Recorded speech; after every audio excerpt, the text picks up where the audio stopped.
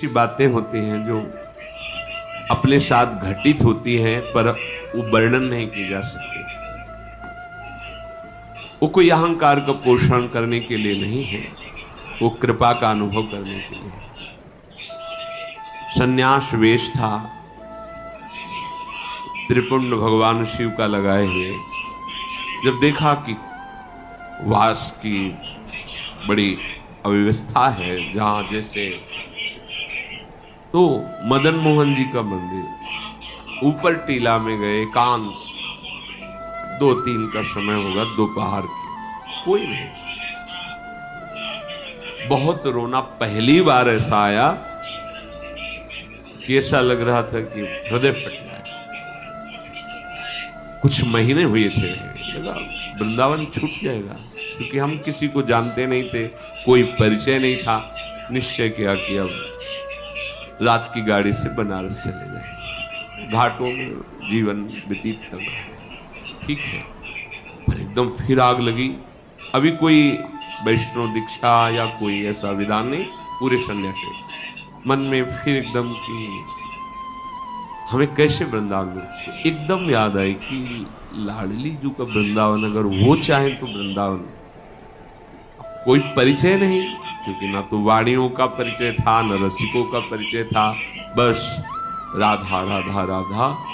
और अगर सुन रही हो लाडली जी तो आप कृपा करो, मुझ अधम को, मुझ नीच को भी कहीं एक जगह ऐसा वास दे दो जिससे ये जीवन आपकी चरण रज में कट जाए। बहुत विकल होके रुके, कोई उत्तर नहीं मिला, निराश हो गए। नीचे उतरे कि आज रात की गाड़ी से वापस चले जाए। नीचे उतरे, इतनी बड़ी लाली गौर और लाल चला था, गेरुआ ऐसे पकड़ा, ऐसे जाएगो बाबा जाएगो। तो भाई कुछ समझ में ही नहीं आ रहा, वैसे ही ऊपर से विकल होके आए थे। हमारे दिमाग में ऐसा कि आसपास घर हैं, कोई घर से लाली ऐसा बालक वत खेल, ऐसे 2-3-4 बार ऐसे घूमे आसपास और खेलते हुए चले गए। अब आगे बढ़े, तुमका ये कैसे जानते थे कि हम जाना चाहते हैं बनारस? ये लौट पड़े, पूछा कि यहाँ किसी के घर में लाली है?